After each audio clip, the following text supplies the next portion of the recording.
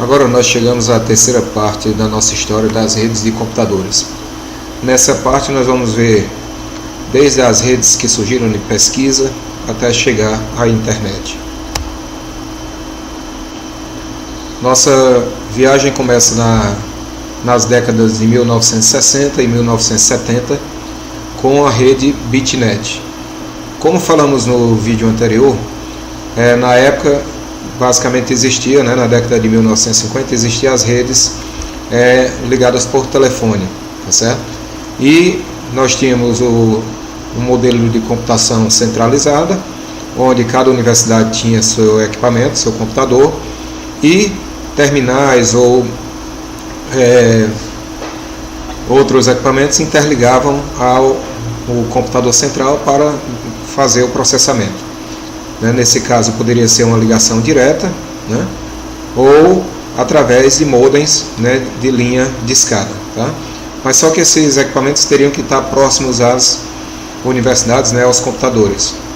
E depois foi visto a necessidade de interligar, de troca de informações e arquivos entre as universidades.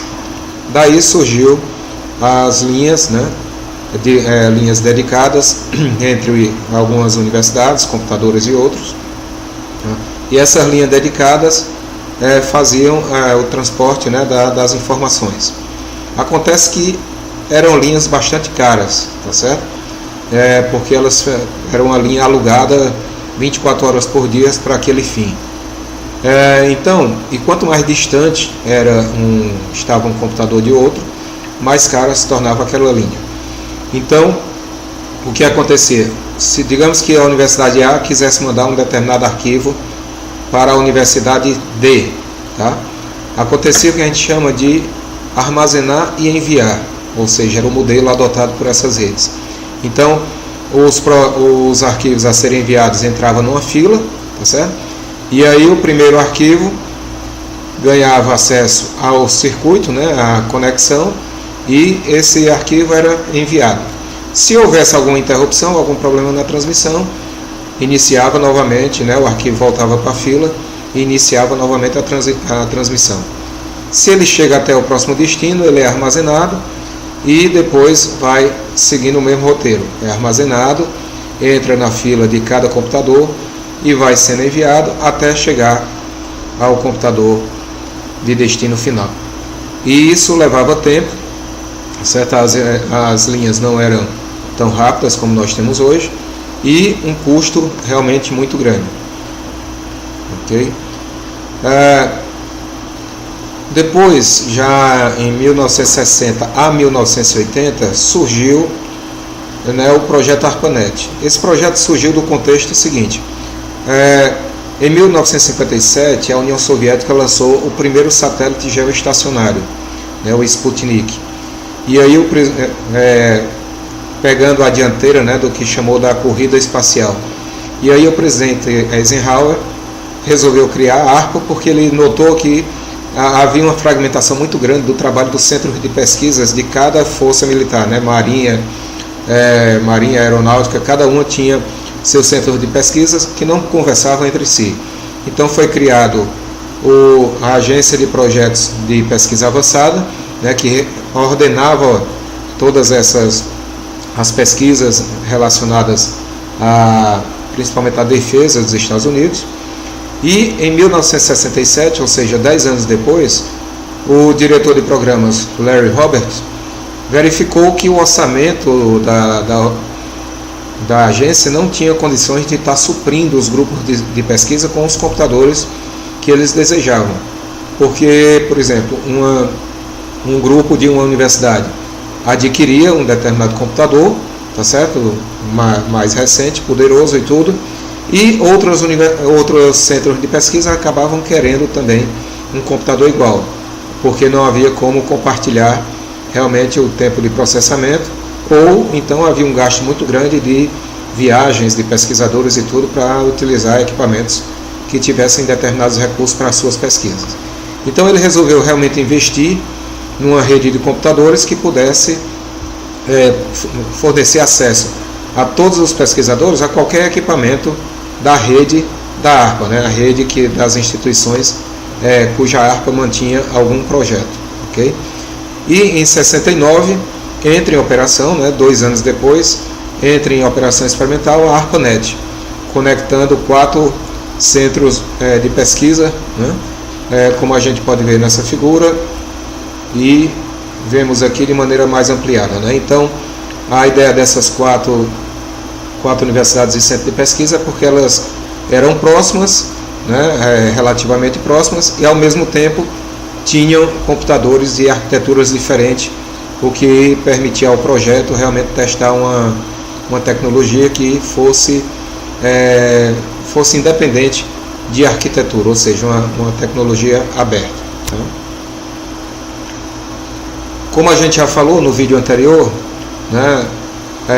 também aqui na ARPANET, o ponto central foi a ideia da comutação de pacotes.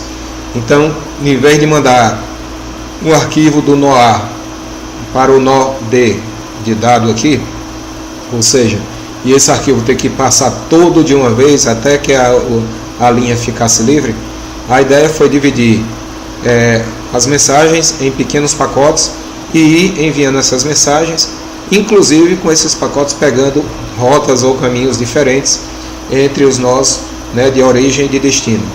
E aí, no final, ele seria remontado na ordem correta e entregue ao processo, ao aplicativo de destino. Okay? Então, essa também é a base da ARPANET, que a diferencia das redes anteriores.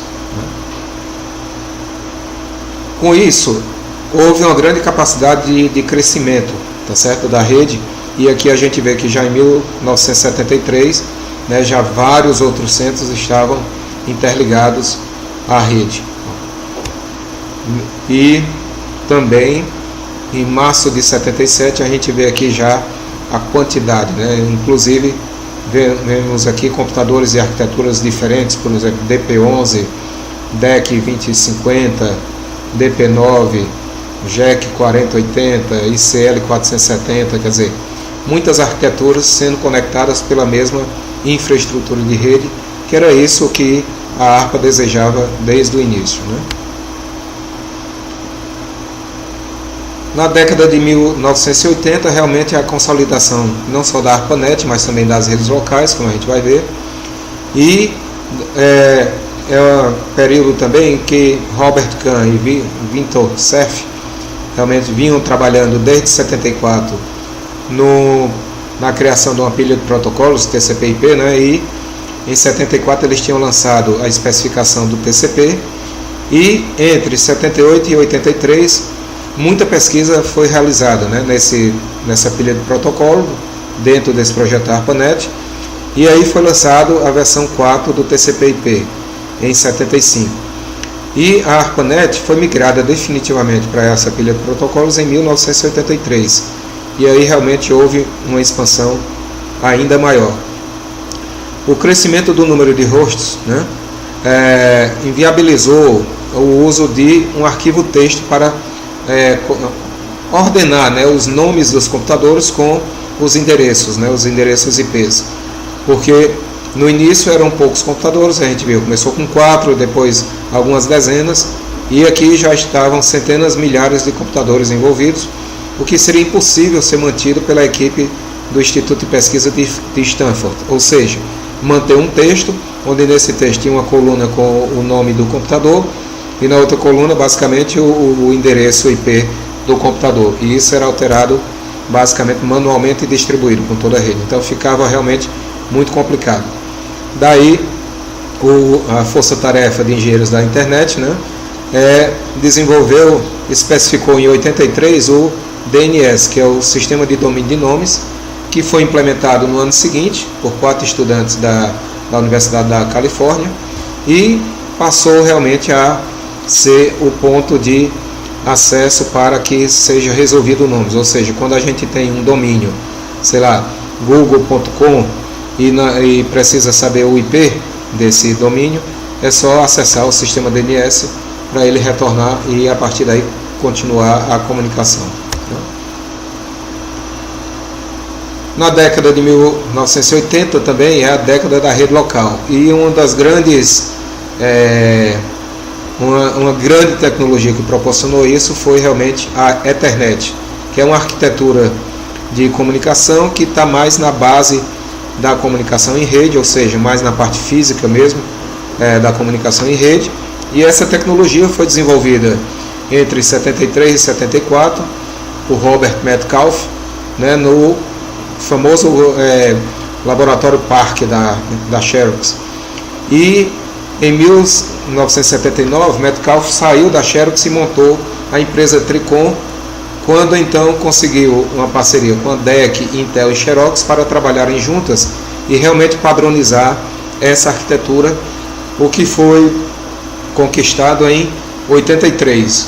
Em 80 eles lançaram uma versão, a primeira versão conjunta, mas em 83 foi que realmente o Instituto de Engenheiros Elétricos e Eletrônicos definiu realmente um padrão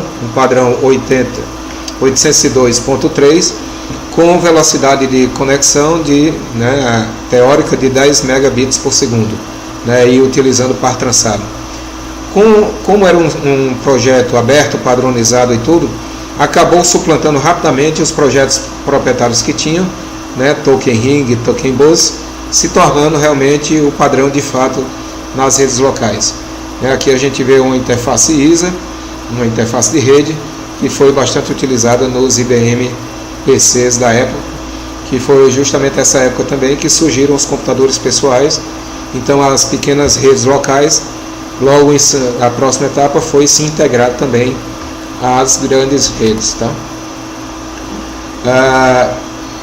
Nas décadas de 1980 e 1990, a Fundação Nacional de Ciência dos Estados Unidos verificou a grande importância de interligar, né, os trabalhos, de poder fornecer aos pesquisadores o acesso, né, ao compartilhamento de informações, que eles já tinham visto isso acontecer nos projetos da ARPANET. Então, em 1981, a NFS passa a financiar a conexão via linhas discadas e privadas de centros de ciência da computação e laboratórios de pesquisa à ARPANET, criando assim o que foi chamado de CSNet, ou seja, Computer Science Network. E já no final da década de 1980, a NFS cria seu próprio backbone, ou seja, sua própria estrutura baseada também no TCP/IP, interligando seus 6 centros de supercomputação, né, criando assim a primeira rede de longa distância, né, baseada na pilha de protocolo TCP/IP.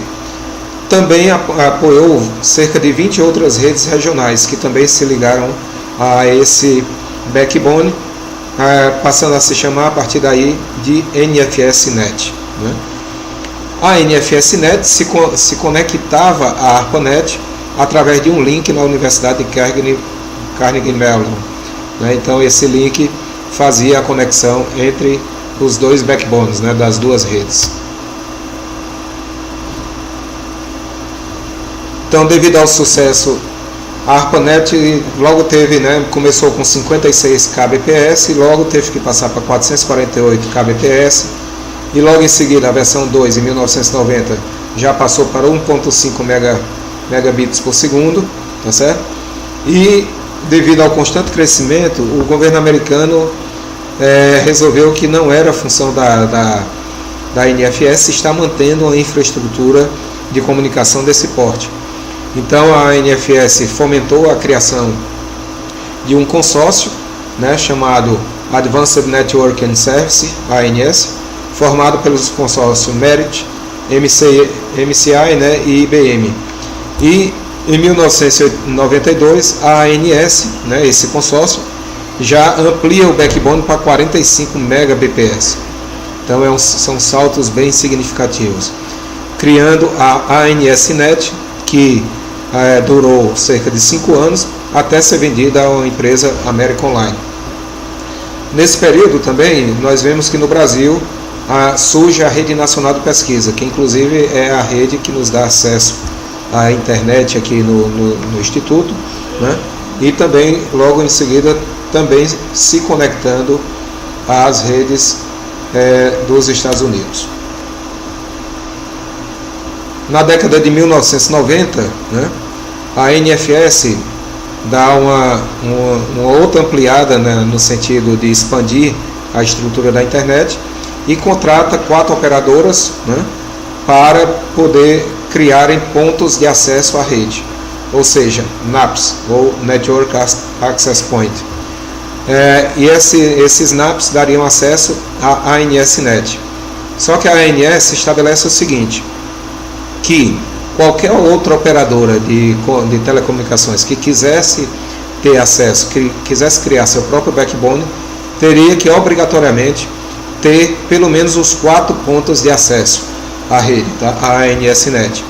Não poderia ter só 1 ponto ou 2 de acesso, de modo que realmente todo o país pudesse ser atendido, tá? E a partir daí a rede sai realmente de um único backbone para N backbones, proporcionado por iniciativa privada, né, que fornecia essa infraestrutura de acesso. E já em 89, né, começa realmente a rede se abre para o mercado através do início do fornecimento de e-mails para cerca de 500 mil usuários dos e-mails da MCI e da MCI E-mail, né, e da CompuServe, 2 empresas então de fornecimento de internet. E em 1990 começa a ter um link ligando a Universidade de Cornell nos Estados Unidos com o CERN, né, o Centro de Pesquisa Nuclear da Europa, que fica na Suíça, e onde tem aquele acelerador atômico, né, que a gente acelerador de partículas, que a gente de vez em quando escuta falar. Nesse centro trabalhava o Sir Tim Berners-Lee, né, que acabou a partir daí criando o sistema que hoje é conhecido como o World Wide Web, ou seja, a nossa internet do dia a dia, que é acessada por navegadores e tudo. Então nesse computador aqui, Berners-Lee e outros colegas criaram os protocolos de comunicação HTTP e os primeiros navegadores na história da internet, tá? E a partir daí nós já conhecemos muito do que vem acontecendo, né?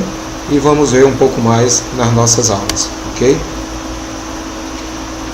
A verdade é que hoje a internet está no mundo todo, né? Aí é um mapa de 2012 que mostra mais ou menos os pontos de acesso da internet espalhado por todo o planeta.